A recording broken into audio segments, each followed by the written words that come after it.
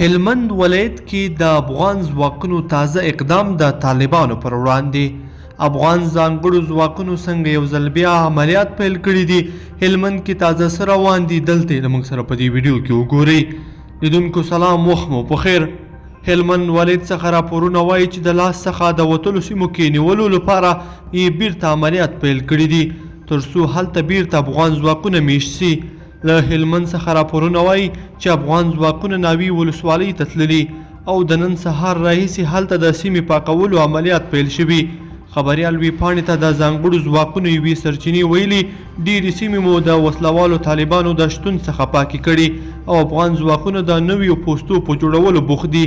د معلوماتو له مخې چې امنیتي ځواکونه د لویو لارو پر سر د ماینونو په پاکولو بوخت دي او ډېرې ژر به ټولې لارې امن او د تګ راتګ زمینه به پرې بیرته برابره شي.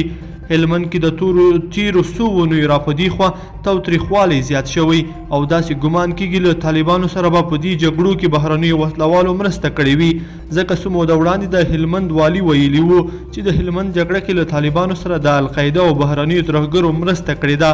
دا ادعاوې په داسې حال کې کېږي چې وسلوال طالبان د قطر دفتر د هوکړې د پلي کولو او ازمویلو په وخت کې دي، خو دوی خپل تعهدات مات کړي دي. امریکا د دریم ځل لپاره پر وسلوالو طالبانو هوایي بریدونه وکړل او ویل کله چې طالبان د سولې د هوکړې څخه زرغړونه کوي نو پرې به بریدونه کیږي.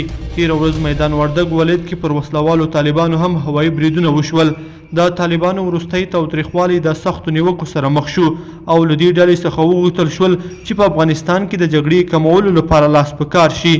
طالبانو د هلمند ترڅنګ د افغانستان په نورو ولایتونو کې پر افغان ځواکونو بریدونه کړي. د هلمند جګړه کې طالبانو د لوړو تلفاتو په درلودلو سره ماتې وخوړه. لیدونکو په دې هیله چې دا مطلب به مو تر پایه لیدلی وي. که مو دا ویډیو خوښه شوې ویډیو لایک کړئ د سره او چینل سبسکرایب کړئ. تر بیا ښه وخت.